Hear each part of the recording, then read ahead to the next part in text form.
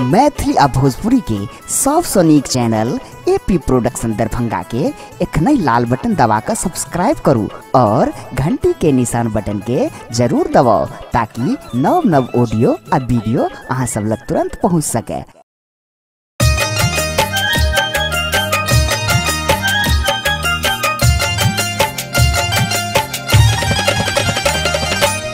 एखन अपने सब सुन रहल छी एपी प्रोडक्शन के प्रस्तुति सिंगर विक्रम मिश्रा। जननी बनल छी के हन कठोर आबो त नयन फेरियो, मैया बनल छी के हन कठोर आबो त नयन फेरियो।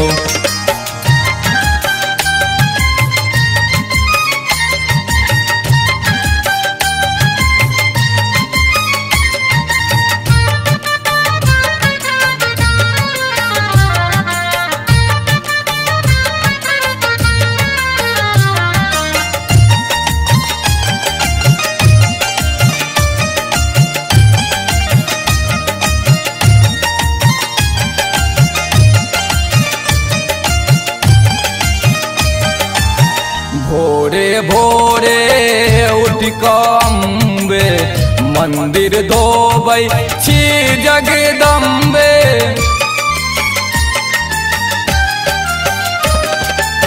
भोरे भोरे उठ कम्बे अरहुल शोभै माँ के लाल आबो त नयन फेरियो। जननी बनल छी के हन कठोर आबो त नयन फेरियो, मैया बनल छी के हन कठोर आबो त नयन फेरियो।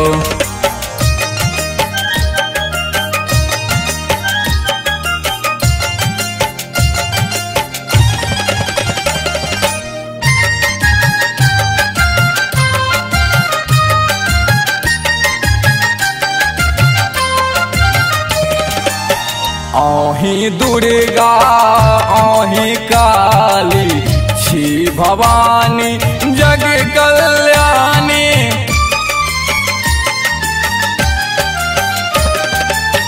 आही दुर्गा आही काली दरभंगा के श्यामा माई आबो त कष्ट हरियो।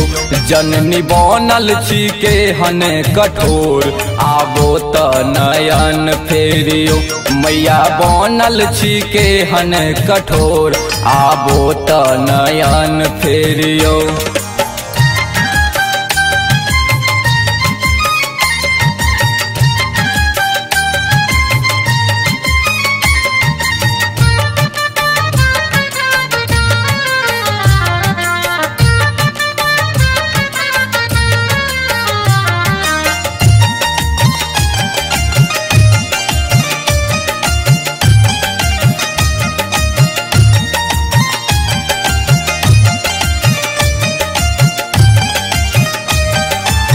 नहीं हटबऊ तोरा द्वार समैया, दरस बिना हम जेबऊ ने मैया।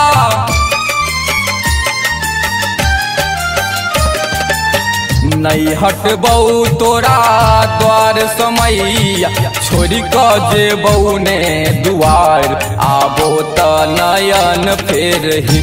जननी बनल छी के हन कठोर आबो त नयन फेरियो, मैया बनल छी के हन कठोर आबो त नयन फेरियो।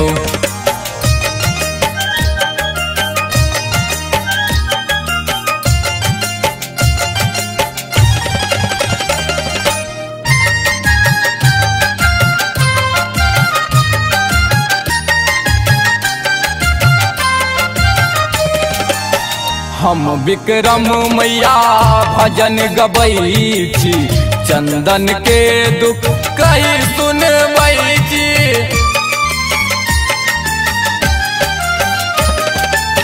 हम विक्रम मैया भजन गबै छी आबो लगबियौ ने देर आबो त नयन फेरियो जननी बनल छी के हन कठोर आबो त नयन फेरियो मैया बनल छी के हन कठोर आबो त नयन फेरियो मैया बनल छी के हन कठोर आबो त नयन फेरियो।